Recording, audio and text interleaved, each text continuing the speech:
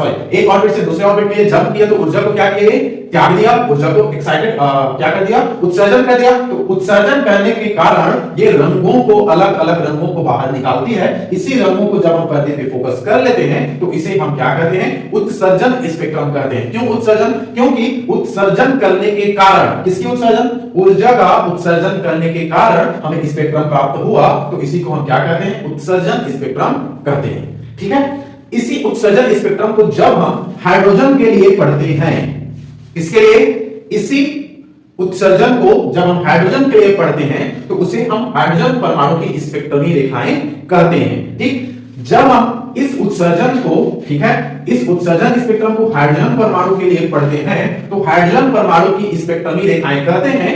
Hydrogen परमाणु की स्पेक्ट्रमी रेखाओं में 5 प्रकार की रेखा पाई जाती है। ठीक है, 5 प्रकार की रेखा कौन कौन सी है, तो एक होता है लाइमन, दूसरा बामर, तीसरा पास्टन, चौथा ब्रैकेट, पांचवा फूंड। 5 प्रकार की रेखा हमें प्राप्त होती है, Lyman, Balmer, Paschen, Brackett and Pfund. चलो इसी 5 प्रकार की रेखाओं को हम पढ़ेंगे हाइड्रोजन परमाणु की स्पेक्ट्रमी रेखाओं में। ठीक है, आइए पढ़ते हैं। तो हाइड्रोजन परमाणु की स्पेक्ट्रमी रेखाएं, हाइड्रोजन परमाणु की स्पेक्ट्रमी रेखाएं जब हम पढ़ते हैं तो अब हम समझ चुके हैं कि वो हाइड्रोजन परमाणु की स्पेक्ट्रमी रेखाएं कैसी रेखा होती है, उत्सर्जन रेखा होती है। ठीक है, उत्सर्जन स्पेक्ट्रम होती है। तो सबसे पहले एक परमाणु बना देते हैं समझने के लिए। ये n=1 हो गया। इस n=1 की ऊर्जा का आरेख हम यदि बनाएं तो ये हो गया n=1।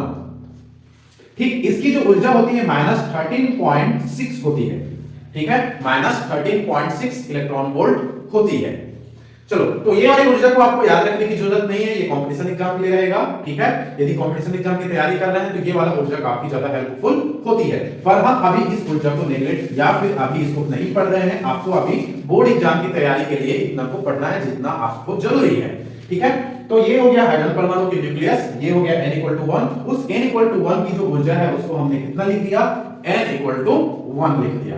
इसके बाद में n=2 के लिए यहां पे एक, फिर उसके बाद में n=3 के लिए, उसके बाद में थोड़ा दूर दूर बनाए रखते हैं, ये 3 के लिए, ये 2 के लिए, ये 3 के लिए, फिर यहां पे 4, फिर 5, फिर 6, 7, 8 एंड सो ऑन, आगे भी ऐसे होते रहेंगे। याद रखना किसी भी परमाणु में सिर्फ 7 या 8 तक की कक्षक नहीं होती। ठीक है, जैसे कि n=1 के लिए ये हो गया। यदि दूसरा ऑर्बिट बनाऊं तो दूसरा ऑर्बिट के लिए n=2 के लिए ये हो गया। ये क्या है, n=2 के लिए है, ये n=3 के लिए, ये n=4 के लिए, ये n=3 हो गया, ये 4 हो गया, 5 हो गया, 6 के लिए हो गया। ठीक, ऐसे ही हम बनाते बनाते जाएंगे। यदि हम n=1 को पढ़ रहे हैं तो n=1 के लिए ये होगा, 2 को पढ़ रहे हैं तो 2 के लिए ये होगा, 3 के लिए ये हो गया, 4 के लिए ऊर्जा 4, 5 के लिए 5, 6 के लिए 6। ठीक है, अब देखो हम पढ़ क्या रहे हैं, हाइड्रोजन परमाणु की ऊर्जा spectra, hydrogen spectra. Hydrogen spectra बनता कैसे है, तो सबसे पहले हम पढ़ते हैं लाइमन को। ठीक है, सबसे पहले हम पढ़ेंगे लाइमन को। लाइमन स्पेक्ट्रा लाइन बनती कैसे है उसको हम सबसे पहले समझेंगे। तो जब भी इलेक्ट्रॉन का ट्रांजिशन उच्च कक्षा से कहां पे हो, पहला वाली कक्षा पे हो। याद रखना लाइमन कब बनेगा, जब हायर कक्षक से, उच्च कक्षक से ऊपर वाली कक्षा से नीचे वाली कक्षा में ट्रांजिशन हो तो क्या बनेगा, लाइमन बनेगा। कैसे याद रखोगे, ऊपर की कक्षा से नीचे ला रहे हैं, ला रहे हैं, ला रहे हैं, ला रहे हैं, तो ला रहे हैं तो क्या बन जाएगा, लाइमन बन जाएगा। ठीक, चलो यहां पे ये हो गया, ऊपर से यहां पे लाया, ये यहां से भी ले आए, ये यहां से भी ले आए, ये वाला यहां से भी, यहां, फिर एंड सो ऑन, यहां से, फिर यहां से भी, यहां से भी, मतलब ऊपर जितने भी कक्षाएं हैं वहां से जब हम लाते जाएंगे तो वहां से ला रहे हैं, तो इसीलिए इसका नाम क्या बन जाएगा, लाइमन बन जाएगा। क्योंकि ला रहे हैं तो लाने के लिए हम क्या लिखेंगे, लाइमन लिखेंगे, तो इसका नाम क्या हो गया, लाइमन हो गया। ठीक है, चलो तो लाइमन बनता कैसे है इसको मिटा दूं। अच्छा, इसमें पहले समझा देता हूं। जब यहां 2 से 1 में आ जाए, 3 से 1 में आ जाए, 4 से 1 में आ जाए, 5 से 1 में आ जाए, 6 से 1 में आ जाए। तो इस प्रकार की जो ट्रांजिशन है इसको हम क्या कहेंगे? लाइमन कहेंगे। ठीक है, क्या कहेंगे? लाइमन कहेंगे। चलो अगला देखें, इसमें देखते हैं। अब 1 में आ रहा है तो लाइमन। अब 2 में आते हैं। ठीक है, अब 2 में यदि आए n इक्वल टू 2 में, अब 2 में कब आया? 1 के बाद में आया। 2 में कब आया? 1 के बाद में। पहले किस में आया था? 1 में। याद रखने के लिए किस में आ रहा है? पहले किस में लाए हैं हमने? 1 में लाया। तो 1 में लाए तो क्या हो गया? इसका लाइमन हो गया। अब दूसरा किस में आ रहा है? बाद में किस में आ रहा है? 2 में आ रहा है। ठीक है, तो बाद में आ रहा है तो बामर हो जाएगा। ठीक है, तो दूसरा क्या हो जाएगा हमारे पास? लाइमन के बाद में बामर। दूसरा स्पेक्ट्रमी जो हमारे पास रेखाएं हैं उस रेखा का नाम क्या है? बामर। बामर कब बनता है? जब n इक्वल टू 2 में आता है। n इक्वल टू 2 मतलब कि ये तो पहला था, यदि कोई इलेक्ट्रॉन का ट्रांजिशन ऊपर की कक्षा से यहां दूसरा में होना चालू हो जाए ऐसे करके, तो इसे हम क्या कहेंगे? इसे हम बामर कहेंगे। ठीक है, तो ये हो गया बामर, ये हो गया बामर। ठीक, लाइमन, इसका नाम लाइमन, लाइमन, इसका नाम बामर। अब बामर के भी पीछे में कौन आ रहा है? बामर के पीछे में एक और है, इसको देख लेते हैं। बामर के पीछे में यहां 3 में, यदि कोई 3 में आए, यहां ये 3 में आए, तो यदि कोई 3 में आए तो 3 में आ रहा है, पीछे आ रहा है ना, किसके पीछे? बामर के पीछे आ रहा है, तो पीछे आ रहा है इसका नाम क्या हो जाएगा? पास्चन हो जाएगा। पीछे आया तो पास्चन। ठीक, लाइमन, बामर, लाइमन, बामर, पास्चन। पास्चन कब बना? जब ये n इक्वल टू 3 में आया। ठीक, 3 में मतलब ये तो 1 था, ये तो 2 है, ये 3 अर्थात जब इसमें आए ऐसे करके हायर कक्षा से, तो ये क्या बन जा रहा है? पास्चन बन रहा है। ठीक है, अच्छा एक चीज नोट करने वाली पॉइंट ये है कि जब 1 में आ रहा है तो 2 3 4 5 6 7 8 ऊपर से आ रहा है। जब 2 में आ रहा है तो 2 के ऊपर जितना है उससे आ रहा है। जब 3 में आएगा तो 3 के ऊपर है उससे आएगा। ठीक, इसी प्रकार हम यदि 4 में लाएं, 4 में कहां से आएगा? 5 से आएगा, ये वाला, तो इसका नाम है ब्रैकेट। ठीक, ये वाला कौन था हमारा? ये वाला लाइन, ये वाला लाइन हमारे पास क्या है? लाइमन, बामर, और ये क्या है हमारे पास? पास्चन। ये वाला लाइन हो गया पास्चन, ये वाला। ठीक, चलो पास्चन को हम इसी से ऐसे करके लिख देते हैं।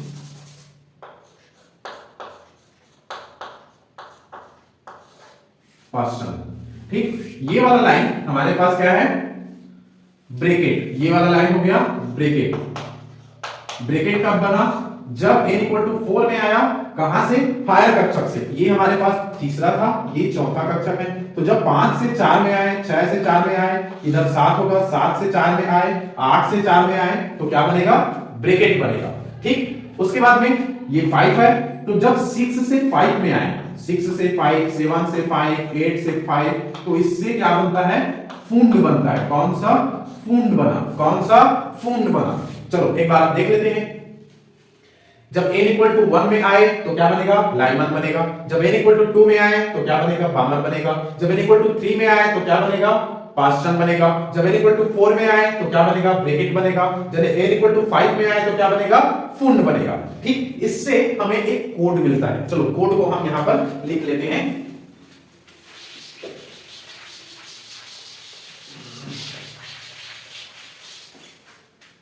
तो 5 प्रकार की स्पेक्ट्रमी रेखाएं होती है। एक होता है लाइमन, एक होता है बामर, एक होता है पास्चन, एक होता है ब्रैकेट, एक होता है फुंड।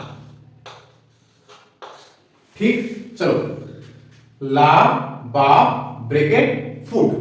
ठीक है, फूड है उसको फूड कह देते हैं, खाना खाने वाला फूड। फूड मतलब भोजन। ठीक है, ब्रैकेट को हम शॉर्टकट में याद रखने के लिए पैकेट कह देते हैं। ठीक, पैकेट फूड, पैकेट ब्रैकेट वही है ना। तो चलो ब्रैकेट के ब्रैकेट की जगह में क्या लिखेंगे, पैकेट, और फूड की जगह में फूड कहेंगे, फूड मतलब भोजन, ठीक है। तो ला बाप ब्रैकेट फूड। अब भूख से एकदम तड़प रहे हैं और खाने को नहीं मिल रहा है तो क्या बोलेंगे पता है, अरे कुछ भी तो लाओ, पैकेट में मिला है उसको भी लाओ, हम खा लेंगे। ला बाप ब्रैकेट फूड, ला बाप पैकेट फूड, मतलब पैकेट में जो फूड है उसको लाओ, ला बाप पैकेट फूड, ठीक है। ला का लाइमन, बा का बामर, प का क्या बनेगा, पाचन, पैकेट का ब्रैकेट, और ये फूड, फूड का फूड, ठीक है। हमारे पास चार पांच हो गया। ये हो गया ला पहला का एक, बा दूसरा, प तीसरा, ब्रैकेट चौथा, खून पांचवा। अर्थात यदि कोई इलेक्ट्रॉन पहला कक्षक में आए तो उसे लाइमन, दूसरा कक्षक में आए तो बामर, तीसरा कक्षक में आए तो पाचन, चौथा में आए तो ब्रैकेट, पांचवा में आए तो खून। आपको कुछ याद नहीं रखना है, ला बा पैकेट फूड को याद रखना है। ला पहला अक्षर है तो पहला में आए तो लाइमन, ला बा दूसरा है, दूसरा में आए तो पाचन, सॉरी बामर, तीसरा में आए तो पाचन, चौथा में ब्रैकेट, पांचवा में फूड। आपको ये ऑर्बिट याद हो गया, ठीक है। अब जब आपको एग्जाम में लिखना है तो क्या क्या लिखना है, इस सब चीजों को हम यहाँ पर समझते हैं, ठीक है। शॉर्टकट में अब हम जितना डिटेल में पढ़ना था पढ़ लिए। अब ये जो हमारे पास स्पेक्ट्रमी रेखाएं होती है, इस स्पेक्ट्रमी रेखाएं की एक तरंग दैर्घ्य होती है। उस तरंग दैर्घ्य को ज्ञात करने का एक फॉर्मूला होता है 1/λ इक्वल टू आर। आर क्या है, रिडबर्ग का कांस्टेंट है, 1/n 1 का स्क्वायर माइनस 1/n स्क्वायर, ठीक।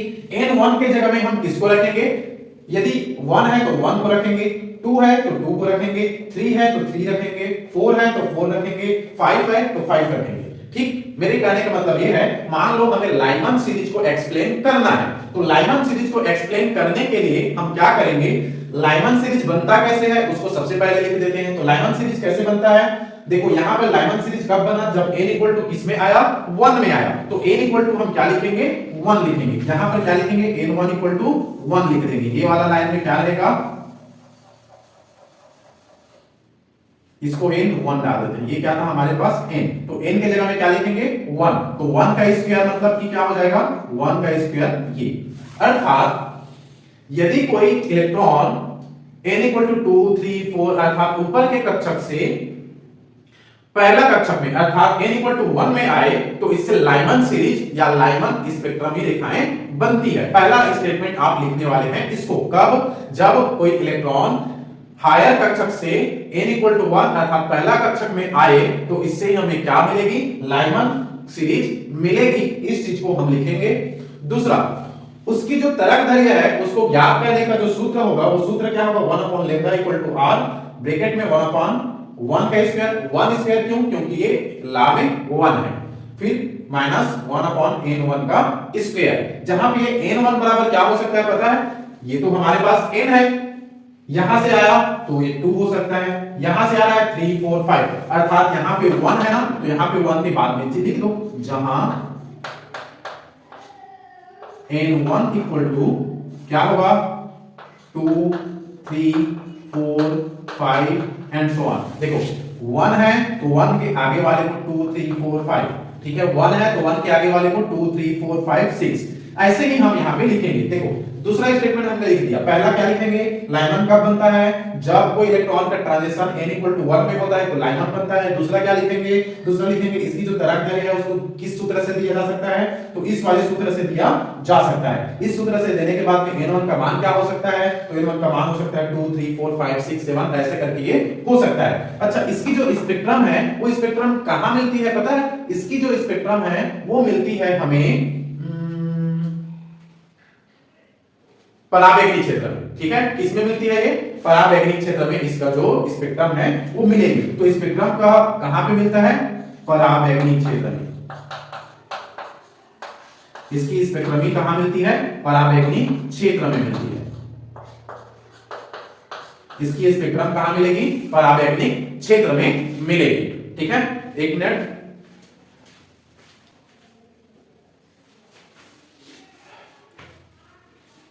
ओके, इसकी रेखाएं कहां मिलेगी, इसकी जो स्पेक्ट्रम की रेखाएं कहां मिलेगी, पराबैंगनी क्षेत्र में। चलो इसमें एक चीज और पूछा जाता है कि ये जो लाइमन सीरीज है इसकी सबसे छोटी सबसे चमकीली या फिर सबसे बड़ी तरंगदैर्घ्य कौन सी होगी। तो सबसे बड़ी तरंगदैर्घ्य कब होती है, जब कोई स्पेक्ट्रमी रेखाएं कहां से आए, जब कोई स्पेक्ट्रमी रेखाएं n = 2 से आए तो सबसे लंबी या फिर सबसे बड़ी स्पेक्ट्रमी रेखाएं हमें मिलेगी। अर्थात इसमें दो केस हो सकता है, एक बड़ी स्पेक्ट्रमी रेखाएं हो सकती है, लाइमन सीरीज की सबसे बड़ी स्पेक्ट्रमी रेखाएं, और सबसे छोटी स्पेक्ट्रमी रेखाएं कैसे मिलेगी। तो जब n1 = यदि हम 2 रख दें, n1 = यदि हम 2 रख दें और इसको सॉल्व करें तो सबसे बड़ी स्पेक्ट्रमी रेखाएं मिलेगी, और यदि हम n1 = इनफिनाइट रख दें तो हमें सबसे छोटी स्पेक्ट्रमी रेखाएं हमें मिलेगी। ठीक है, अच्छा n1 = सबसे बड़ी स्पेक्ट्रमी n1 = 2 यदि रखें तो सबसे बड़ी स्पेक्ट्रमी रेखाएं मिलेगी, और n1 = इनफिनाइट रखेंगे तो सबसे छोटी स्पेक्ट्रमी रेखाएं मिलेगी। ये क्वेश्चन में पूछा जाता है, तो ये वाले टॉपिक को, ये वाले पॉइंट को कभी भी मत भूलिएगा। ये आपके स्क्रीन पे यहाँ पे आप देख सकते हो कि कैसे n = 1 रखेंगे, n1 = 2 रखेंगे तो सबसे बड़ी मिलेगी, n1 = इनफिनाइट में लिखेंगे तो कैसे सबसे छोटी मिलेगी, यहाँ पे आप देख सकते हो। ठीक है, तो डियर फ्रेंड्स सिर्फ इतना ही पूछा जाता है और आपको इतना ही टॉपिक यहाँ पे लिखना है। पहला टॉपिक क्या लिखेंगे कि लाइमन सीरीज बनती कैसे है। तो जब भी कोई इलेक्ट्रॉन का ट्रांजिशन हायर कक्षक से n = 1 में आए तो क्या बनेगी, लाइमन बनेगी। ठीक, दूसरा क्या लिखना है, इसकी तरंगदैर्घ्य को कौन से सूत्र से दिया जा सकता है, इसकी तरंगदैर्घ्य को दिया जा सकता है 1/λ = r, फिर 1/1 का स्क्वायर माइनस 1/n1 का स्क्वायर। 1 का स्क्वायर क्यों रखे, क्योंकि ये किसमें है, 1 में है। ठीक है, लाइमन किसमें आ रहा है, देखो किसमें आ रहा है, n = 1 में आ रहा है, इसलिए जो आते हैं उसको यहां पर रखा जाता है, तो 1 का स्क्वायर रहेगा। ठीक है, ओके, n1 का मान क्या क्या हो सकता है, तो n1 का मान हो सकता है, क्योंकि ये 1 है तो 1 के आगे जितने भी होगा लिख देते हैं, तो 2 3 4 5 6 करके यहां पे हमने इसको लिख दिया। ओके, इतना। इसका जो स्पेक्ट्रम है कहां पे बनेगा, इसका स्पेक्ट्रम पराबैंगनी क्षेत्र में हमें मिलेगा, तो इसका स्पेक्ट्रम हमें मिलता है पराबैंगनी क्षेत्र में। ठीक, इस स्पेक्ट्रमी रेखाएं की सबसे बड़ी रेखा कब मिलेगी, लाइमन लाइन की सबसे बड़ी स्पेक्ट्रम कब मिलेगी, या बड़ी तरंगदैर्घ्य कब मिलेगी। ठीक, लाइमन श्रेणी की सबसे बड़ी तरंगदैर्घ्य कब मिलेगी, जब n1 = 2 हो तो सबसे बड़ी मिलेगी, जब n1 = इनफिनाइट हो तो सबसे छोटी मिलेगी, जिसको आप यहाँ पे स्क्रीन पे देख सकते हो। ठीक है, इतना क्लियर।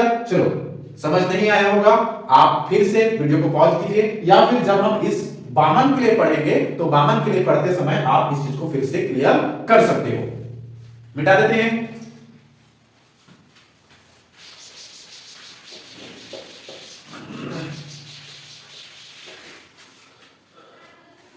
देखो, अब जब हम बामर के बारे में पढ़ रहे हैं तो बामर स्पेक्ट्रम लाइन के बारे में पढ़ने के लिए हम किसको पढ़ रहे हैं, अब बामर के बारे में। लाइमन खत्म, चलो लाइमन खत्म तो इसको हम मिटा देते हैं, लाइमन खत्म तो इसको मिटा देते हैं।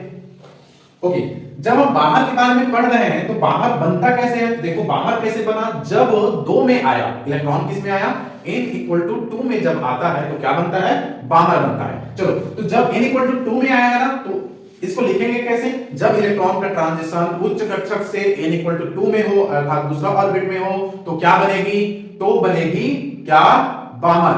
ठीक है, तो बामर बनने की तो उसकी जो तरंगदैर्घ्य है वो तरंगदैर्घ्य को कैसे लिखेंगे, 1/λ r 1 यहां पे क्या रहेगा, किसका स्क्वायर, चूंकि ये 2 है तो 2 का स्क्वायर माइनस 1/n1 का स्क्वायर। अच्छा, ये n1 क्या होगा, जहां n1 बराबर क्या होगा, ये 2 है ना, तो 2 के आगे 3 4 5 6 7 8। ठीक, तो 2 के आगे 3 4 5 6 7 और आगे भी।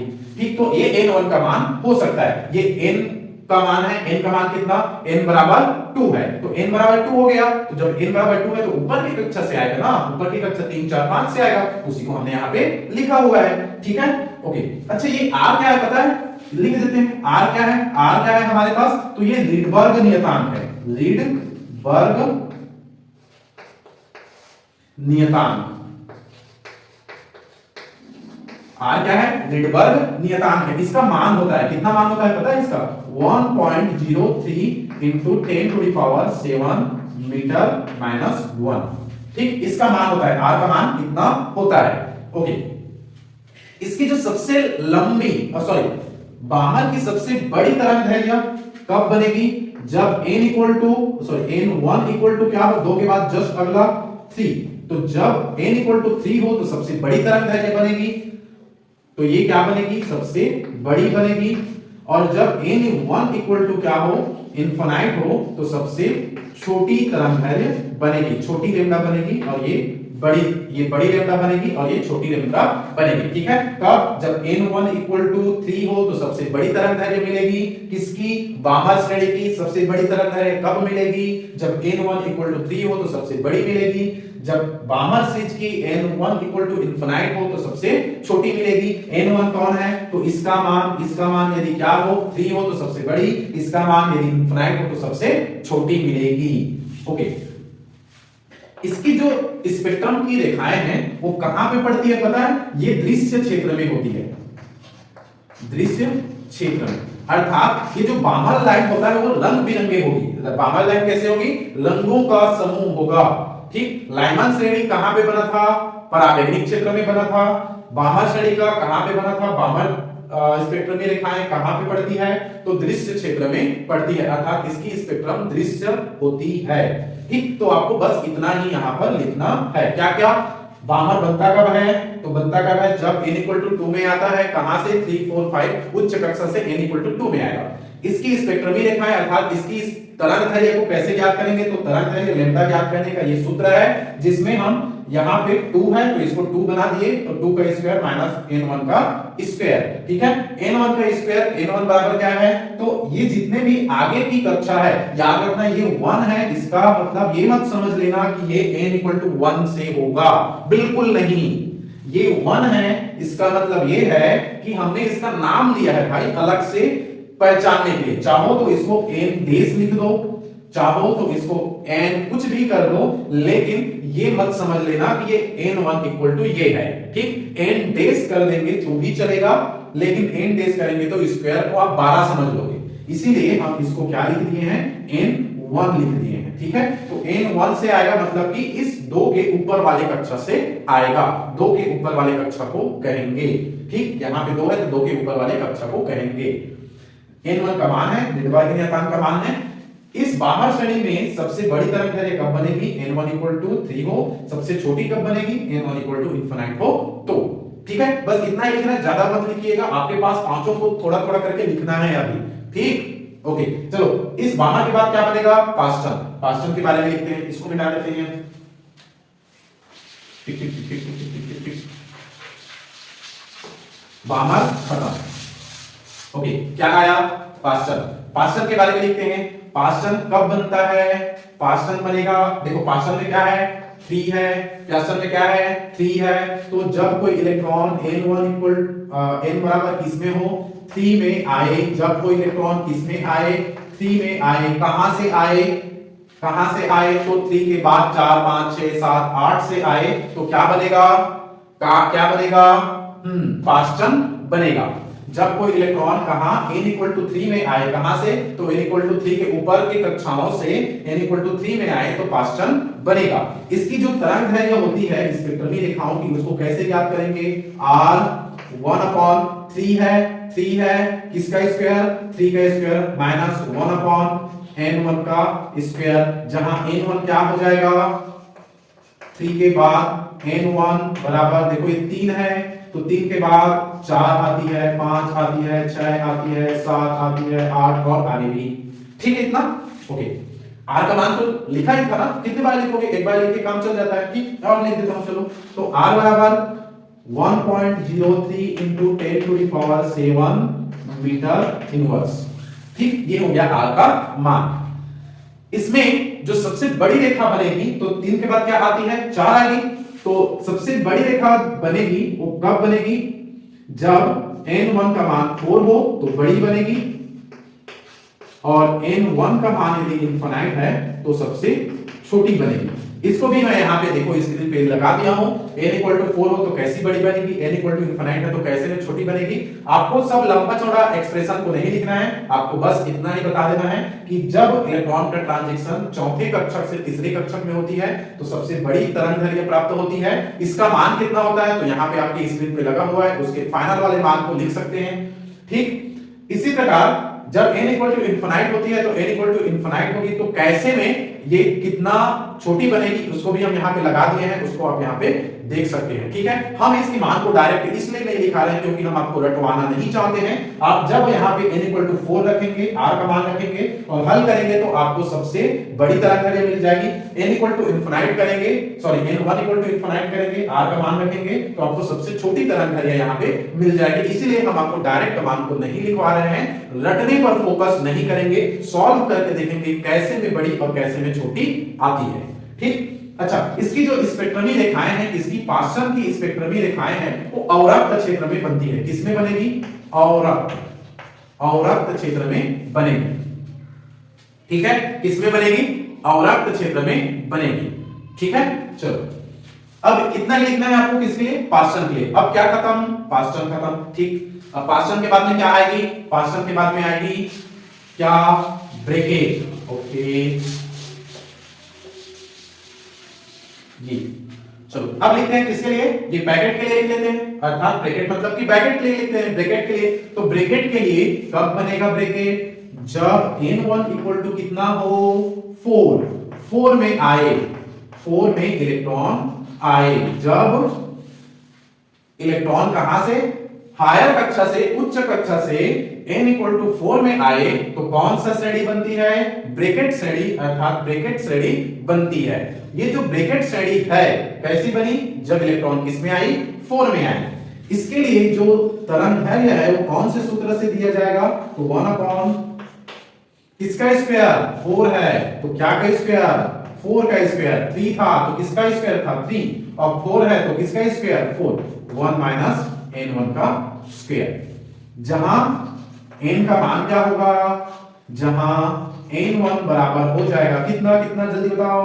यस, 4 है तो 5, 4 के बाद 5, 6, 7, 8, 9, 10 एंड सो ऑन। अच्छा, मैंने आपको बताया था कि किसी भी परमाणु में 7 से ज्यादा ऑर्बिट हो सकते हैं, 8, 9, 10, 11, 12, 13, 14 हो सकते हैं, तो इसमें कोई कंफ्यूजन नहीं होना चाहिए कि 9, 10 क्यों लिखा गया है। हम अपने पुस्तक में n इक्वल टू 7 तक इसीलिए पढ़ते हैं क्योंकि उतना में काम चल जाता है। यदि चलता नहीं तो हम 8, 9, 10, 11 को भी पढ़ाई करते, तो 8, 9, 10, 11, 12 भी होते हैं, भूलना नहीं है।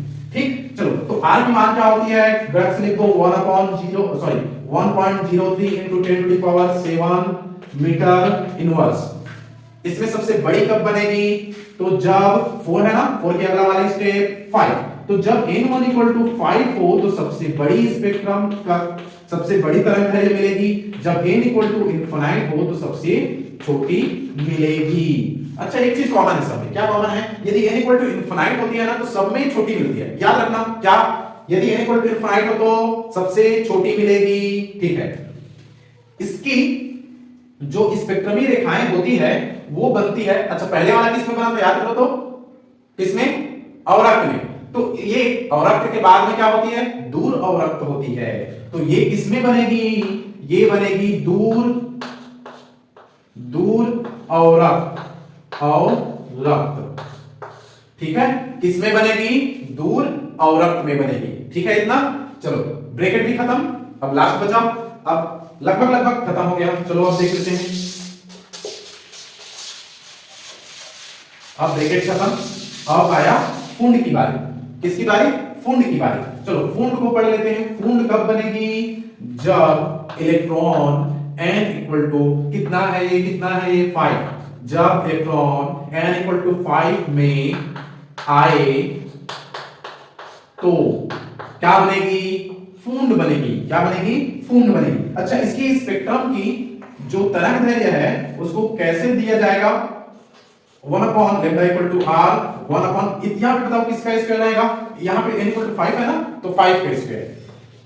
देखो यहाँ पे 5 है ना, तो 5 का स्क्वायर माइनस n1 का स्क्वायर। अच्छा, n1 की जगह में क्या होगा बताओ तो? N1 की जगह में क्या होगा, N1 की जगह में ओके जहां N1 इक्वल टू हो सकता है क्या, अब 5 है ना, तो 5 है तो 4 से थोड़ा जाएगा, 6 से आएगा, ठीक ऊपर से आना चाहिए, तो 6 है तो किसमें 5 है तो 6 7 8 9 एंड सो ऑन। R का मान R equal to 1.03 into 10 to the power 7 metre minus 1, ठीक है इतना, ओके। बताना पड़ेगा क्या इसको, बड़ा कब बनेगा, बताओ बड़ा कब बनेगा, जब N1 का मान कितना हो 5 है, 5 के जस्ट अगला वाला में क्या बनता है, बड़ा तरंग बनता है, तो जब n इक्वल टू 6 हो तो बड़ी बनेगी, बड़ा तरंग बनेगा, जब n इक्वल टू इनफिनाइट हो तो सबसे छोटा तरंग बनेगा, ठीक। तो पूर्ण सीरीज का सबसे बड़ा कब बनता है, जब n इक्वल टू 6 हो, पूर्ण सीरीज का सबसे छोटा कब बनता है, जब n इक्वल टू इनफिनाइट हो, ठीक इतना, ओके। कैसे लिखोगे, लिखोगे ये कि जब कोई इलेक्ट्रॉन उच्च कक्षा से n1 इक्वल टू 5 में आए तो क्या बनता है, पूर्ण स्पेक्ट्रम लाइन प्राप्त होता है, पहला लाइन।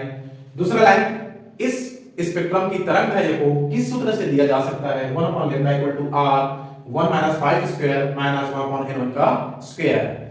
5 क्यों, क्योंकि यहाँ पे 5 है, 5 क्यों, क्योंकि इलेक्ट्रॉन n इक्वल टू 5 में आती है, इसलिए क्या लिखेंगे 5 लिखेंगे, ठीक है इतना। n1 का मान क्या क्या हो सकता है, n1 का मान हो सकता है 5 के बाद, यहाँ पे 5 है तो 5 के बाद 6 7 8 9 लिख दीजिए, ठीक, ओके।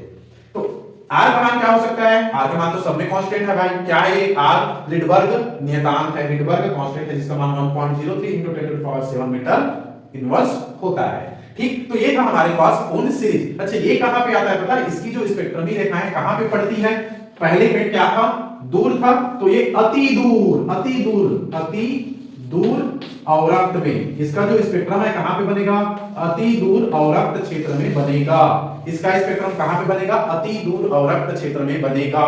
चलो ये कहां पे स्पेक्ट्रम बनती है, इसको एक लाइन में पूछा जाता है, इसको एक बार हम फिर याद कर लेते हैं, शॉर्टकट में रिवीजन कर लेते हैं, ठीक है। चलो यहां पे अब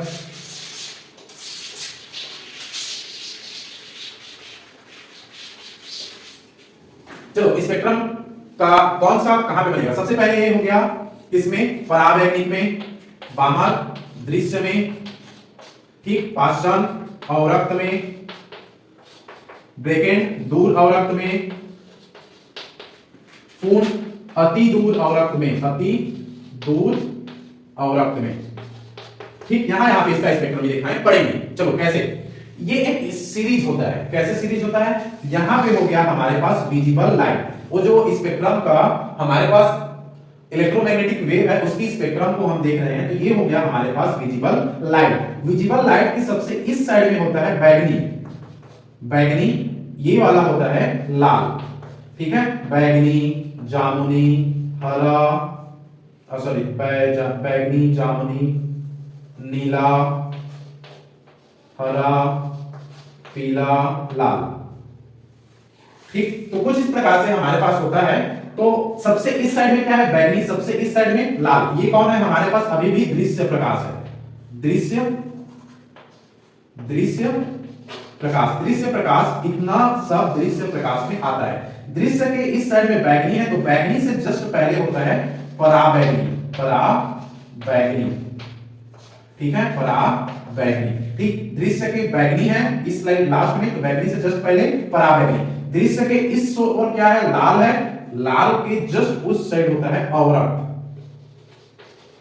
ठीक, अवरक्त के और बाद में दूर अवरक्त, फिर और बाद में अति दूर अवरक्त। तो इस प्रकार से आप इसको याद रख सकते हो, बैगनी, ठीक, पराबैगनी, दृश्य, अवरक्त, दूर अवरक्त, अति दूर अवरक्त, ठीक।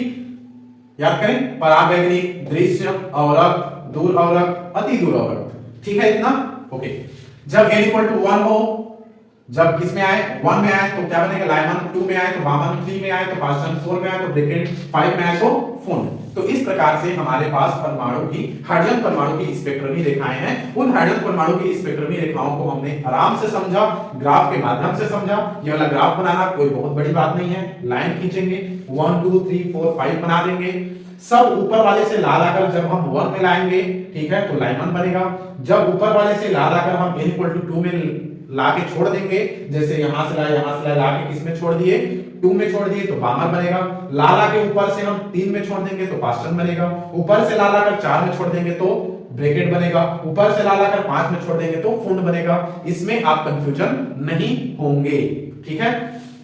n इक्वल टू 1 की जो ऊर्जा होती है 13.6 इलेक्ट्रॉन वोल्ट होती है, इसको याद रखना है, ठीक है। 13.6 इलेक्ट्रॉन वोल्ट होती है, इसको याद रखना है। इसी प्रकार से आप यहां पर सभी की स्पेक्ट्रम भी लिखा और उसकी ऊर्जा को स्क्रीन पे देख सकते हैं, चाहो तो इसको नोट कर लीजिए, ठीक है। तो डियर दोस्तों, आज के लिए बस इतना ही। Thank you. आपको वीडियो कैसे लगा जरूर बताइए। यदि आपको सजेस्ट करना है तो कमेंट बॉक्स में जरूर मुझे सजेस्ट कीजिए कि मुझे कैसी और ज्यादा सुधार की जरूरत पड़ सकती है। वीडियो में अंत तक बने रहने के लिए बहुत बहुत थैंक यू।